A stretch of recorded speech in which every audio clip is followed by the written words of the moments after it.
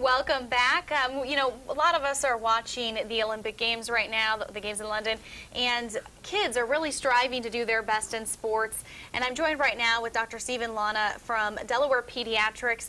And, you know, we have to worry about concussions when kids are really pushing themselves to work really hard to get with the goals that they want in sports. Right. And so you said you're with Delaware Pediatrics and you're also with Buffalo Schools, correct? Yeah, I'm the medical director for the Buffalo Public Schools. And this year we're going to be rolling out a very aggressive, very comprehensive concussion management program, which addresses the issue of the importance of managing concussions, but most importantly, what happens immediately after a concussion. You know, a while ago there was a commercial that ran, "A mind is a terrible thing to waste." And I think it applies more to this than anything else. Concussions are a work in progress, or what we're learning about them is a work in progress. It used to be that a concussion was defined by loss of consciousness. That's no longer the case.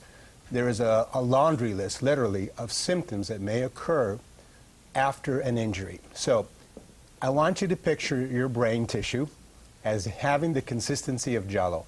And this bowl of Jell-O essentially is floating in a thin layer of cerebrospinal fluid. The CSF acts as a hydraulic shock absorber. So anytime the head or other part of the body sustains a violent biomechanical force that rattles that brain, the very tiny blood vessels that course throughout the brain and neurons that the brain cells that course throughout the brain can be stretched to the point of breaking. And when they break is when you get the sort of brain damage that leads to concussions. So it's not just loss of consciousness, but it can be amnesia, visual symptoms, nausea, vomiting, personality changes, feeling like you're in a fog, like you're not yourself.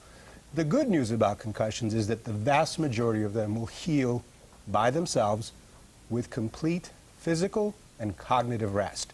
So that means you're not doing sports, you're certainly not going back on the field after you've sustained a head injury, but you're also not straining yourself. You're not doing anything that increases your blood pressure, because that will create more of an imbalance in the blood flow to the brain. And you may also need to rest, meaning you're not watching a lot of TV, you're not playing video games, you're not studying, you're not taking exams. For most children, 2 weeks out and things get back to normal. But there's a small subset of children that have, and adults, who develop post-concussion syndrome, which means that those symptoms linger much longer than 2 weeks. Okay, and you know, we are talking too, children are much more susceptible to this than adults are. So parents really need to be on the lookout when their children are playing sports. And if you think about it, it makes sense. First of all, children are in various stages of developmental brain maturation, but also their heads tend to be relatively bigger than the rest of their bodies in proportion to what an adult is. So that head can shake back and forth more violently. Their neck isn't as strong, so it doesn't anchor the head as well. So again, anytime you create this violent shaking and the brain rattles inside the skull, you can cause stretching of neurons, you can cause stretching of vessels. They break, they need time to heal.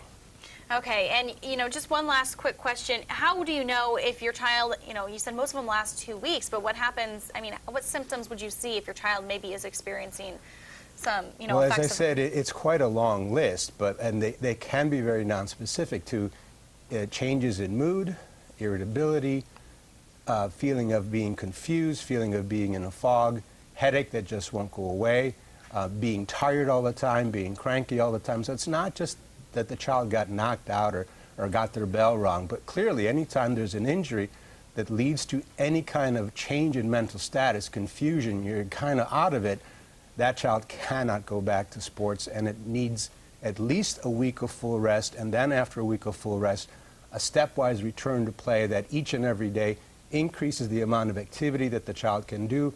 And if that level of activity does not result in a return of symptoms, then they go to the next step. So we're really talking about 2 weeks before somebody should return. Okay.